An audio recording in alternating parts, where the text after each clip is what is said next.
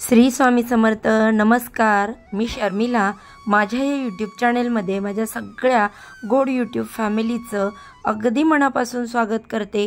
आजचा दिवस तुम्हाला खूप सुखाचा, समाधानाचा, आनंदाचा आणि भरभराटीचा जावो हीच महाराजांच्या चरणी प्रार्थना करते आणि आपल्या आजच्या या नवीन व्हिडिओला सुरुवात करते. उद्या 12 नोव्हेंबर वार बुधवार आणि या दिवशी आलेली आहे कालभैरव जयंती. कालभैरव जयंतीला कालाष्टमी असं देखील म्हटलं जातं. या दिवशी भगवान शिवांचे उग्र रूप असणाऱ्या कालभैरवांची पूजा केली जाते. शत्रू आणि धनाशी संबंधित ज्या समस्या असतात त्यांच्यापासून मुक्ती मिळवण्यासाठी हा दिवस अत्यंत प्रभावी मानला जातो. असं म्हटलं जातं की या दिवशी कालभैरवांची पूजा केल्याने मनुष्याला भीतीपासून मुक्ती मिळते. तसेच नकारात्मक शक्ती, वाईट बाधा, भूतबाधा यासारख्या समस्यांना कधीही त्रास होत नाही. त्यांच्यावर नेहमी कालभैरवांची कृपा राहते. कालभैरव हे दुसरे तिसरे कोणी नसून साक्षात भगवान शिवशंकरांचाच एक अवतार आहेत. क्रोध, शक्ती, न्यायाचं प्रतीक म्हणून त्यांना ओळखलं जातं. कालभैरवांना पृथ्वी, जल, अग्नी, वायू आणि आकाश या पंचमहाभूतांचा नायक म्हणून समजले जाते. कालभैरव जयंतीच्या दिवशी भगवान कालभैरव म्हणून प्रगट झाले.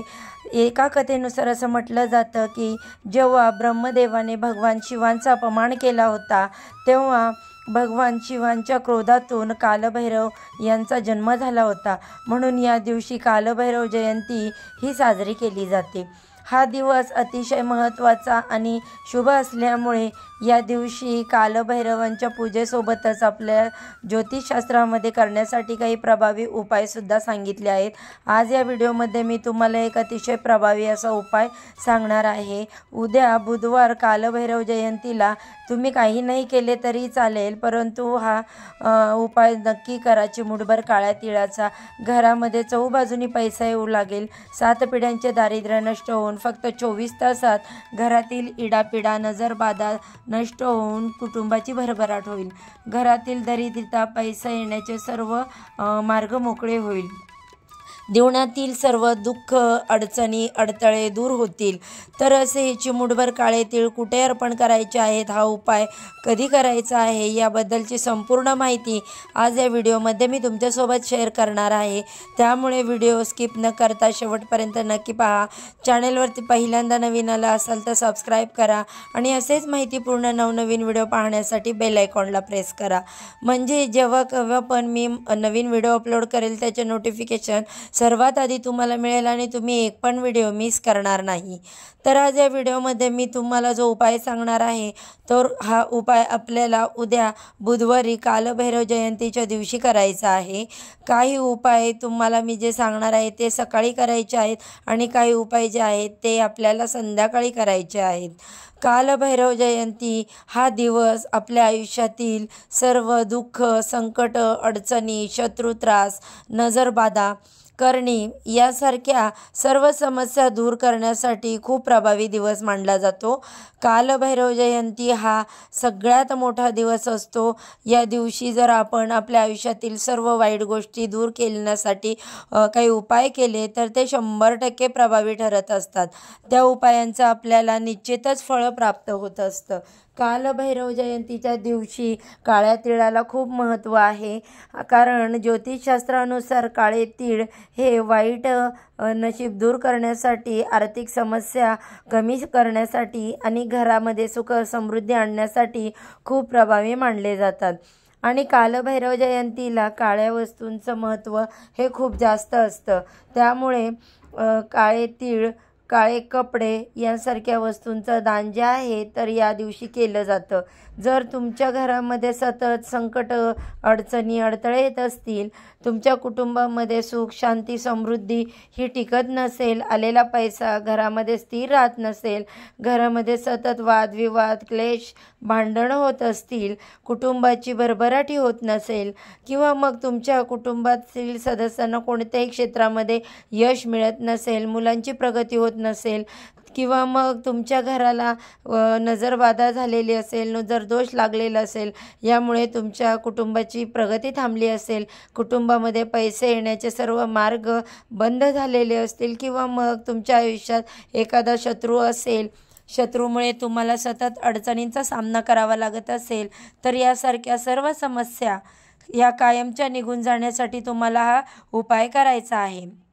उपाय करण्यासाठी तुम्हाला उद्या सकाळी लवकर उठायचं आहे। उठल्यानंतर स्वच्छ स्नान करायचं। घरातील प्रत्येक व्यक्तीने अगदी चिमूटभर काळे तीळ जे आहे ते प्रत्येकाने अंघोळीच्या पाण्यामध्ये टाकायचे आहेत आणि त्या पाण्याने स्नान करायचं। काळे तीळ घालून स्नान केल्याने कालभैरवांचा आशीर्वाद प्राप्त होतो। तसेच आपलं मन, आत्मा हे शुद्ध होतात आणि पवित्र होतात। आपल्याला जर कोणी नजरबाधा केलेली असेल, दोष आपल्यामध्ये असतील, तर ते निघून जात असतात। म्हणून घरातील अगदी लहान मुलांपासून ते मोठ्यांपर्यंत सर्वांनी थोडे थोडे काळे तीळ टाकून स्नान करायचं आहे।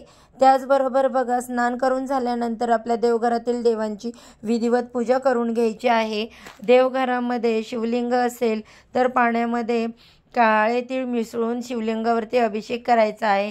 यामुळे घरातील पितृदोष, वास्तुदोष दूर होतो आणि आपल्या सर्व इच्छा, मनोकामना ज्या आहेत त्या पूर्ण होत असतात।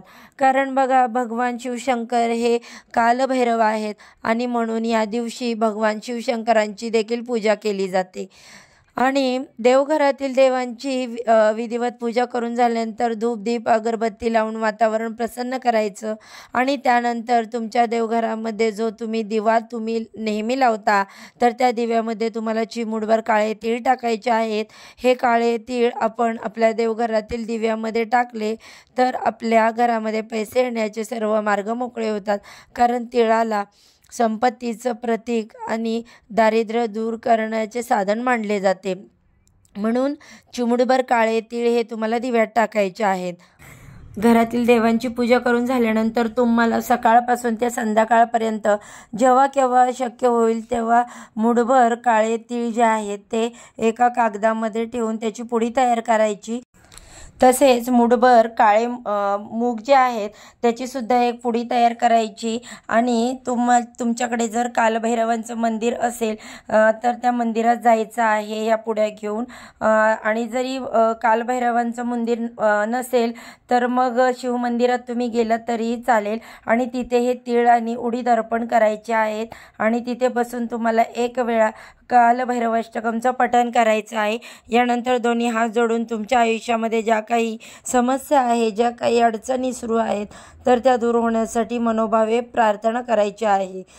तर बघा, जर तुम्ही हे कालभैरवांना, महादेवांच्या मंदिराने या 2 वस्तू अर्पण केल्या तर तुमच्या आयुष्यातील सोनं झाल्याशिवाय राहणार नाही।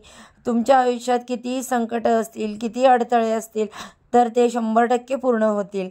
त्याचबरोबर तुमच्या घराजवळ पिंपळ वृक्ष असेल तर उद्या आवर्जून तुम्हाला काळे तीळ हे पाण्यामध्ये मिसळून हे पाणी जे आहे ते पिंपळ वृक्षाला अर्पण करायचं आहे। यामुळे आपल्या कुंडलीतील राहू, केतू, शनीचा वाईट प्रभाव हे निघून जातात। आपल्यामध्ये काही साडेसाती असेल तर ती सुद्धा निघून जाते आणि घरामध्ये चहूबाजूनी पैसा हे येऊ लागतात। कारण बघा या झाडामध्ये देवी लक्ष्मी सुद्धा वास करत असते आणि म्हणूनच हा उपाय केल्याने घरामध्ये पैसे येण्याचे मार्ग मोकळे होतात। तसेच बघा, तुम्हाला उद्या संध्याकाळी 6 वाजल्यापासून ते रात्री 9:30-10 वाजेपर्यंत आपल्या कुटुंबातील सदस्यांची प्रगती होण्यासाठी, आपल्या घरातील सदस्यांना कोणाची नजरबाधा, नजरदोष लागलेली असेल, यामुळे मुलं हट्टीपणा करत असतील किंवा घरातील मोठी व्यक्ती एखादी सतत चिडचिड करत असेल, घरामध्ये सततचा आजारपण असेल, क्लेश होत असेल, तर तुम्हाला उद्या मुठभर काळे तीळ घ्यायचे आहेत आणि हे काळे तीळ आपल्या घरातील सदस्यांच्या डोक्यावरून 7 वेळा उतरवायचे आहेत। त्याच्यानंतर ज्या प्रकारे घड्याळाचा काटा फिरतो त्या प्रकारे तुम्हाला ते काळे तीळ उतरवून घ्यायचे आहेत आणि यानंतर घराच्या बाहेर जाऊन उत्तर दिशेला तुम्हाला ते फेकून द्यायचे आहेत। त्यामुळे आपल्या कुटुंबामध्ये काही समस्या असतील तर त्या निघून जातात आणि धनहानी जी आहे ती कमी होते। आपल्या घरातील सदस्यांना कोणाची नजरबाधा झालेली असेल, वाईट नजर लागली असेल तर ती सुद्धा निघून जात असते। म्हणून हा उपाय एक जो आहे तो तुम्हाला नक्की करायचा आहे। एकच मुठभर काळे तीळ तुम्हाला सर्वांवरून उतरवून घ्यायचे। प्रत्येक व्यक्तीला काळे तीळ वेगळे घ्यायची तुम्हाला गरज नाही।